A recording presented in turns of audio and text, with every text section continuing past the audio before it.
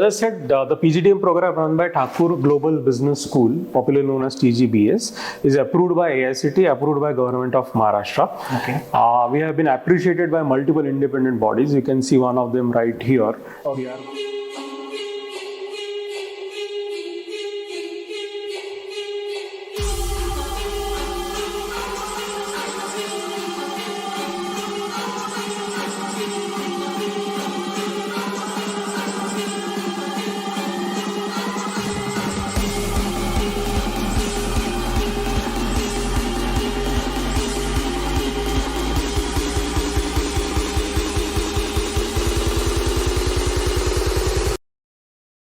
Hello, I'm Dr. Nilesh Gokhale, Director of Thakur Global Business School, Mumbai, TGBS as it is popularly known as.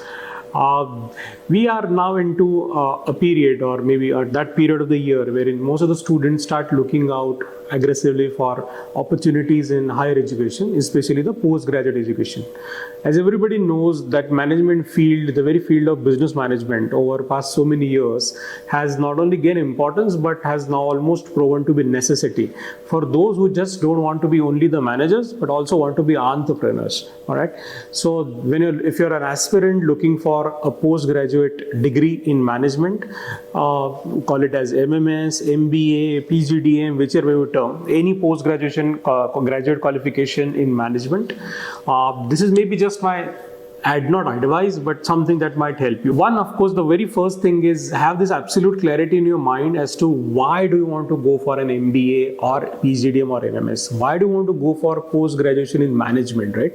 I think you should have a very solid answer to this. Speak with people who have done it. Speak with people who have done it, are working with corporates. Also try to speak with people who have not done it so that you get enough clarity as to why should you do it. Don't do an MBA or a PGDM only because everyone else is doing it. All right. So have that clarity as to how does it help. If you ask me why should one do it? Certainly there are reasons, because it improves your employability, number one, and it also nourishes your entrepreneurial skills, right? Which is not possible because your degree programs, your bachelor programs are essentially built for foundation and they are meant for skill building or development, wherein an MBA or a PGDM is a finishing school. That these are the professional degrees. So it's always good to have a professional degrees in hand and then start your journey as maybe an employee or as an entrepreneur or as an entrepreneur, whichever way it goes. That's one. So answer to the question, why do I need to go for an MBA? Second answer is, after why, how? So there are multiple ways, there are multiple institutes, colleges of different tiers, cities, everywhere available. They are providing good quality of education. But I think besides this factor, we also need to keep in mind our own constraints or maybe our own competencies, because not everybody can crack into the topmost institute. At the same time, if you don't crack into topmost institute, it doesn't matter, you're behind anyone in your career. So I think that understanding, maybe it might have some financial angles, it might have some educational background, it might have to do with your skill set, you are liking, possibly at least zero down to a set of colleges that you are looking at, and let that set be slightly diverse. Because if you are talking about very tightly knit colleges, then in case you don't make it to the first one, you might not make it to the next one also, right? So have a diverse set of colleges there. That's two, right? So first is why MBA, second is how. Keep an eye over all the entrance examinations. Barring university affiliation, not all college requires your CET scores. So in case you have missed out even on CET, then there are exams like MAT, CMAT, of course ZAT, ATMA, CAT, right, whose scores are considered by reputed institutions. And these institutions, which are often autonomous in nature, approved by AICT, consider these scores and then conduct their own evaluation process. So as I said, how? Zero down the colleges, maybe possible list of colleges, see how they take the admissions, which entrance exam do they accept, and then possibly prepare for these many entrance examinations. Appear for as many as possible so that your success rate also goes up. Seek professional help if you need any training to prepare for your MBA entrance examination. That's two. And third, as I spoke initially, was understand your financial planning clearly well, because higher education is certainly an investment. It's not a small investment. plan financially that this is what I'm going to spend for next 2 years, and these are the colleges wherein financially I can comfortably do my MBA or PGDM degree. And then possibly the next filter is, then out of all the colleges that filter out, which college do I need to really go for? So maybe if you find this stepwise methodical process helpful, that might increase your chances of success, and possibly your MBA or PGDM journey might be even more fruitful. So I think that's about how do you select the college, why go for an MBA. And last, and I think that's something that overrides everything what I said, is if you have an absolute passion to do an MBA, if you love talking to people, if you love working with businesses, if you love communicating your brands, if you are great at financial planning or you want to be great at financial planning, then certainly think for an MBA. Then businesses are calling you. Businesses need better managers. Businesses need entrepreneurs, right? If that zest is with you, then certainly close your eyes and go for an MBA or a PGDM program. Hi guys, today's podcast is dedicated to all the MBA aspirants specific to the PGDM program. So today we have a guest from Thakur Global Business School, Dr. Nilesh Gokhale sir. So sir will be guiding us about the PGDM program, number one. Number two, importance of AI into the management. Obviously entrepreneurship, which is in air. And last but not the least, placement of Thakur Global Business School and what the company comes here. So yes sir, over to you sir, introduction about the college and how you want to take idea. Yeah. So hi, I'm Dr. Nilesh Gokhale here. I work with Thakur Global Business School as a director. I head the school essentially. And we are a postgraduate management institute offering PGDM, which is approved by AICTE and Government of Maharashtra. We belong to Thakur Education Group, which has a legacy of more than 25 to 28 years in the field of education, offering education in verticals like architecture, you have engineering, you have aviation, you have management, and so on and so forth. The previous institute was established almost 22 years back, and then we carved out the PGDM program from that institute and took over that legacy of almost 20 years. Okay. So Thakur Global Business School is a new ambitious institute that has legacy of past 20 years now with the PGDM program. Specific to the PGDM. Specific to PGDM, and because we also felt a need that over an MMS program, for an example, PGDM allows you a lot of flexibility and autonomy. So for example, something like curriculum. Yes. For an MMS program, you have to depend on the affiliated university to change the curriculum. Right. Here I can literally change my curriculum the next semester. And in fact, I'll touch base upon AI, which you made a mention, and how it helps us. Right. So that's the reason why we are, of course, getting into PGDM and autonomy mode. Okay. And that's how we look forward to in days to come. So sir, continuing with the same question, can you elaborate more about the difference between MMS PGDM?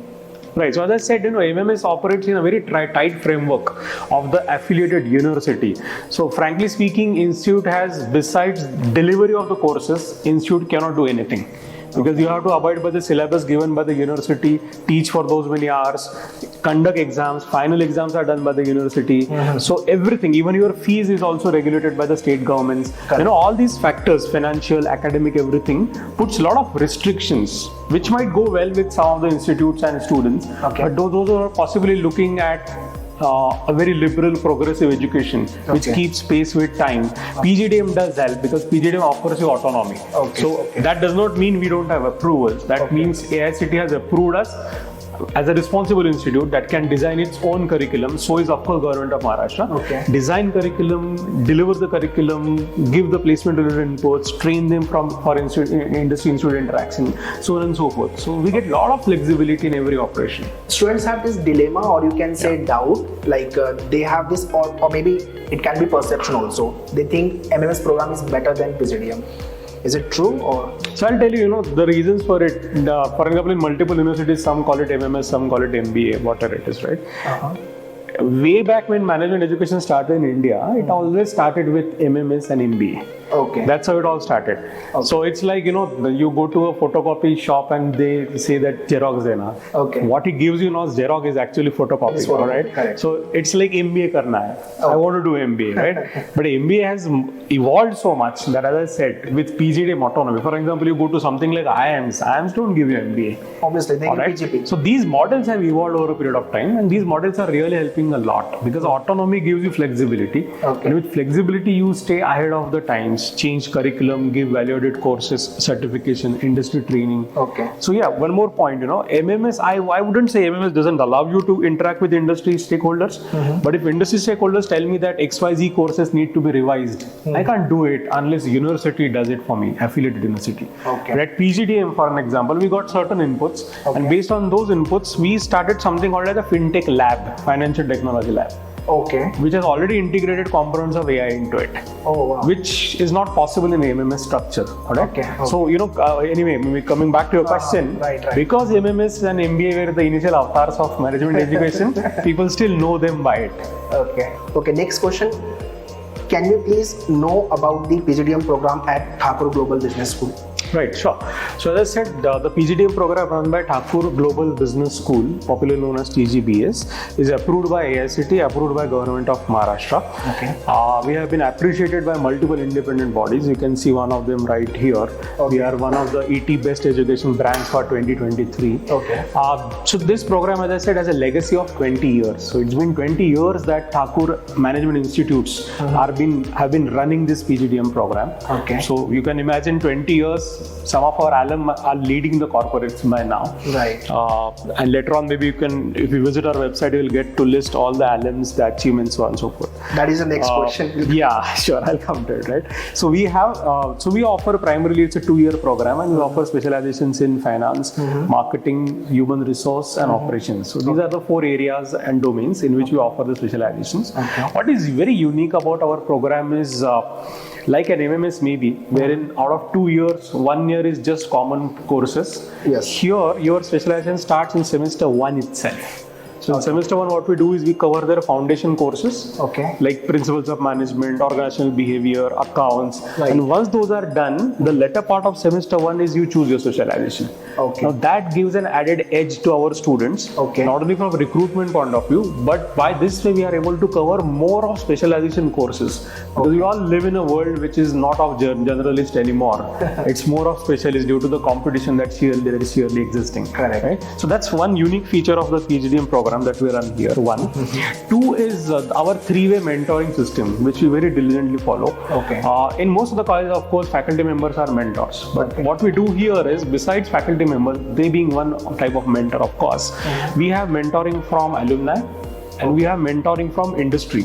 And these are not for the namesake, right? You name an activity in the institute, whether it is the admissions interview, whether it is the placement preparations, whether it is the industry talks. Okay. In fact, on any semester, given any semester, more than 40 to 45 alumni visit us and engage with our students, right?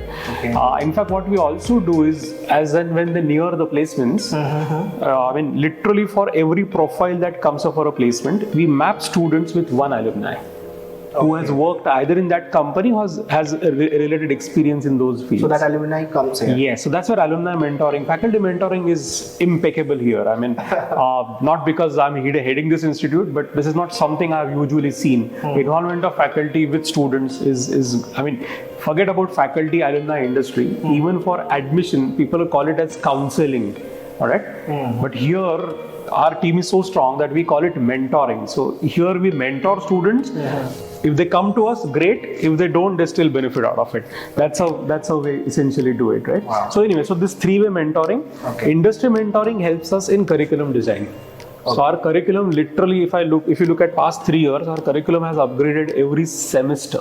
Okay. So I can't tell you for sure that this course was run for all 3 batches, barring basic courses. That's the dynamism that we get. So this is about 3-way mentoring. Okay. And of course, second is industry-institute interaction, which is very deep. So in a year, we have at least about 60 to 70 industry and corporates visiting us. Okay. In terms of, one is corporate talk. Second is Meet the Legend series. Okay. And third, of course, are master classes, wherein not only industry but also people or accomplished professors from foreign university deliver the lectures to our students. Wow. And this year, I'm very glad to share what we are starting is part of every course. Let's say the course is of say 5 modules. Okay. 1 or 2 modules will be taught by industry personnel. And when I say industry, I'm not saying visiting faculty. Okay. These are practitioners in industry. Okay. So industry will co-teach along with my full-time faculty. Wow. And this is possibly an edge that we get. Right. So what is happening in the industry, student will get to know that part? Right Apart there, from- first hand, almost real time. Right. So that's right. certainly there. That is a good So point. mentoring, industry-institute interaction, curriculum, I already made a mention of. Yes. These 3 are eminent highlights. 4, which is very significant to us, and that's where you can find it in our name, global. Okay. So we have a very effective global immersion program. Yes. So we have MOUs with a lot of universities from Australia, we have a few in Dubai, Okay. New Zealand, so on and so forth. So what we do is our students go there for global immersion, stay there for a week's time or something. Okay. They take up a course there. In first year or second year?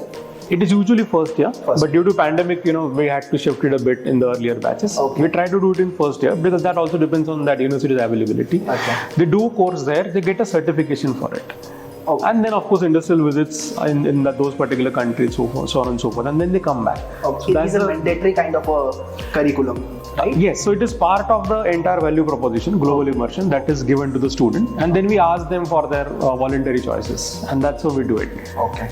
So global immersion, of course, is one component I made a mention. Okay. And last, which I'm sure you're going to ask me a question later, is about self-management. Yeah. That is the next question, sir. Yeah. So let me ask next question. How does the program imbibe self-management Yeah. in students? Yeah. So I'm sure you must have seen it, and it's very unique to this institute. Self-management as a course is actually credited here. So it's not just some value addition or some Okay. weekly thing that goes on. Okay. So what we have also realized, and I'm sure you must have also heard about term called as ESG, right? Environmentally, socially responsible and responsible from a governance point of view. Okay. So a lot of global universities are focusing on ESG courses. Okay. So self-management, and of course along with our social responsibility cell, is our effort to focus on ESG, because the world needs business leaders, but the world now needs mindful business leaders, Okay. so that the next corporate frauds don't happen. It is just not the ethics, but I think multiple angles to it. Right. So we need managers who will be socially responsible besides being economically driven or economy driven, right? So in self-management, what we essentially do is we help students first and foremost to understand themselves. It is spread over 2 semesters. Understand themselves, then find out their areas of improvement, understand, introspect about their competencies. Then we take them to capacity building. Okay. And then we of course take them through something like power of habits, stress management. So this entire module is termed as self-management. And last of course is managing their thoughts. Maybe now you are working with corporates, you better know sometimes managing thoughts is a haywire process, right? Obviously. So even for students also, because their curriculum is pretty hectic here. So that's how we try to bring a lot of value addition. So some self-management is not something which we do for them to get placements. Right, because for which we are already doing a lot of efforts. Okay. But this is keeping long-term perspective. Self-management might not help my student tomorrow, but after 5 years when he's under huge stress in corporate, I'm sure he will recall the lessons that he has learned. Definitely. In fact, there's upcoming era. I think psychology is upcoming one where we have a lots of industry coming up and the scope also in terms of career. Right. Okay. So next question, sir, is there any introduction of AI in the syllabus? Right. Because AI is booming now. Sure. So if you look at all these, I would term them as emerging technologies. Okay. So the emerging technologies are so fast changing. And we are a finishing school essentially. So we are a management school, business school.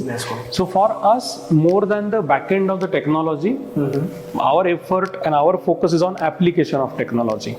Okay. So all the specializations that I made a mention, each of them under their courses have technology applications integrated under it. So for example, I spoke about financial technology lab, fintech lab. Okay. So it is in fintech lab that we help students to understand how AI and blockchain, for an example, is used in financial analysis. Okay. Similarly for marketing technology. Okay. We help them understand through the courses, seminars, case studies, etc. to understand how AI and technology is deployed for better consumer experience. Okay. Likewise, of course, for operations management and human resource management. Okay. So yeah, next question. Entrepreneurship is in the air. So how is TGBS imbibe it in students? Yeah, wonderful. This entrepreneurship after Shark Tank. Yes. Is like it is in the air. Certainly, absolutely.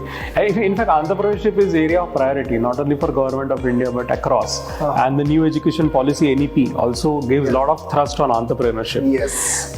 Very soon, India will be the world capital for startups. Like if you just go by the numbers, of course, China is ahead of us, way ahead of us. Okay. But still, I think we will surpass US in those counts.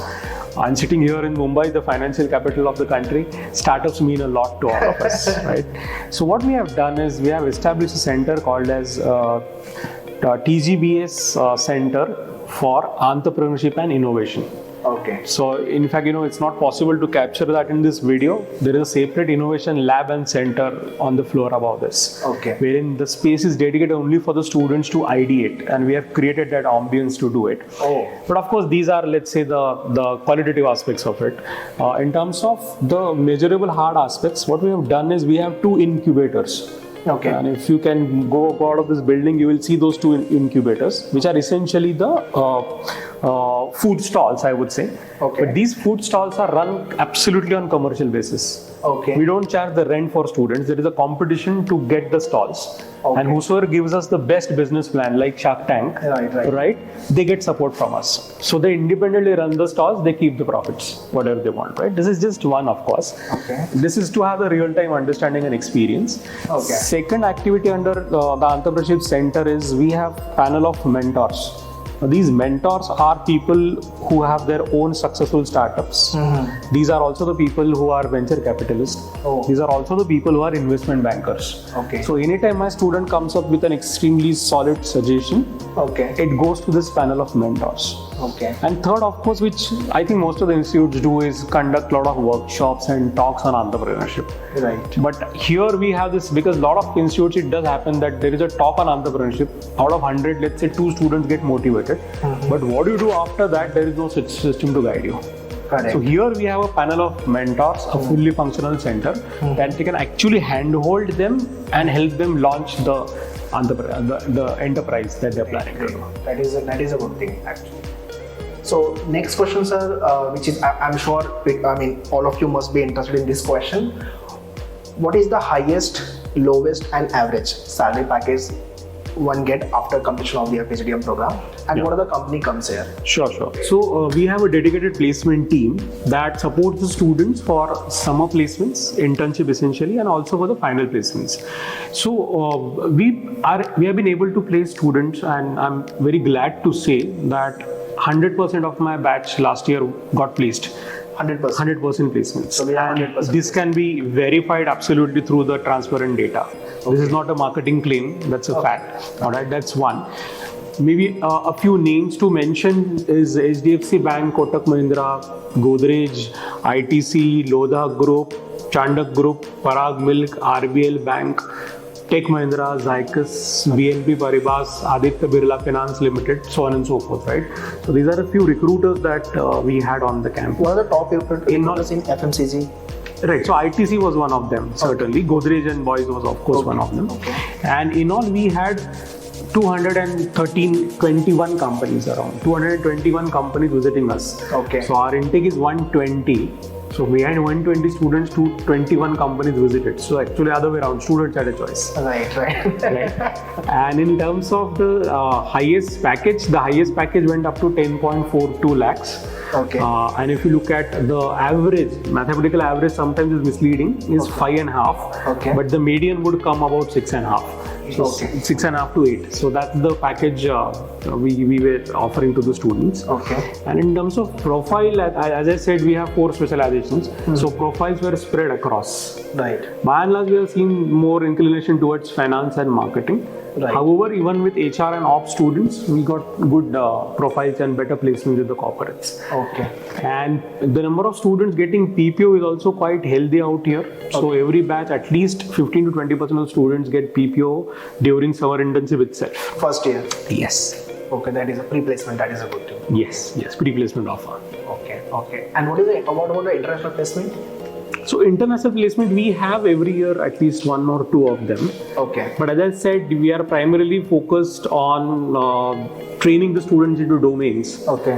Because it's very difficult to call something as national or international, because HDFC or maybe an HSBC recruiting from us can be counted as both. Right. Now they have merged, right? Now they're merged, yes. Yeah. One more question, which when it comes to profile building, like what are the parameters one should take care of if they're applying for the PGDM program in this college? Okay, that's a good question. I think a lot of students do prepare, and wherever I think it's not possible for them to prepare on their own, they should certainly seek professional help, is what I would always advocate, if they can afford it, if there are good ones around, right? Because that I would say your efforts are more focused. I'm not saying you save your efforts are more focused. What we look for now, because maybe that might answer your question, what we look for in the candidate is, number one and most important, is an urge to excel. Okay. So I have seen some of the brightest candidates even from smaller towns. And they have done so well after doing PGDM program from here that they have excelled. No doubt most of our students come from Mumbai and the city, but we have students from outside the state also. And that is where we have seen people, it is urge to excel. Because as much as capacity building is necessary, we are already doing, I think to a great extent, we are already doing it. So one is urge to excel. I think second is maybe students can also study more about various programs of world, colleges which are around, talk to people, take reviews, and best is if you can visit those institutes. I think that would be always much better, because everyone knows reviews can be sometimes good, sometimes misleading. Yes. And of course, a lot of platforms are available wherein there are a lot of, whatever it is, YouTube channels, it could be Insta accounts which are quite credible. I think students can also verify. So verification is the second aspect I spoke. And third is, whenever you are preparing your career for a management degree, think 10 years ahead of what is happening. And then accordingly decide, because I think gone are the days wherein people would just go for MBA. Now, one has to be very clear. I want to be a manager in finance, financial management, or marketing management, or human resource. Domain-wise, basically. It does help, because then there are institutes like us who put you ahead of everything by starting the specialization in semester 1.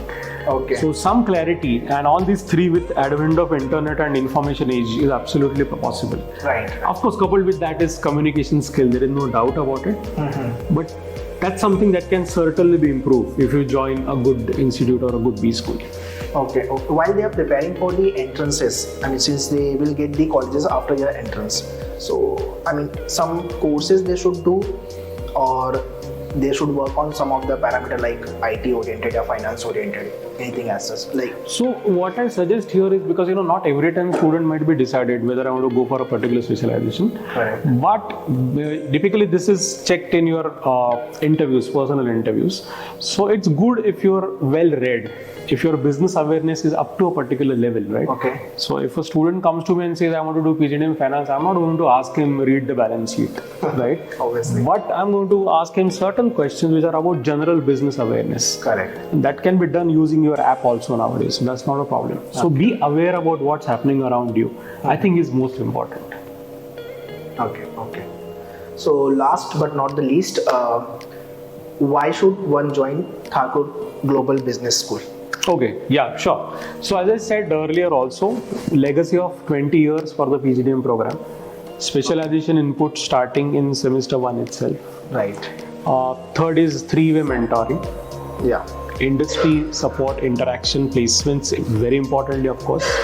And last is extremely robust academics. A lot of institutes have become only placement focused, unfortunately neglecting or sacrificing academics. I can vouch for the academic inputs which are given at TGBS. So these are, I think, the primary reasons one should look for, and global immersion as I might have mentioned. So these are the reasons one should possibly vouch for a PGD. So guys, do prepare well for your entrances. Whichever entrance you are preparing for, CAT, CT, CMAT, all these entrances exam we take, right? Yeah.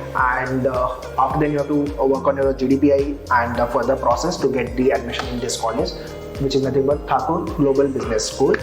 And once again, sir, thank you for giving your valuable time for this conversation. I hope this will help to all the aspirants, those who are targeting for MBA and seeking admission in this college. Sure. Thank you so much. It was my pleasure. And my best wishes to all the aspirants. Thank you. Sure. Thank you.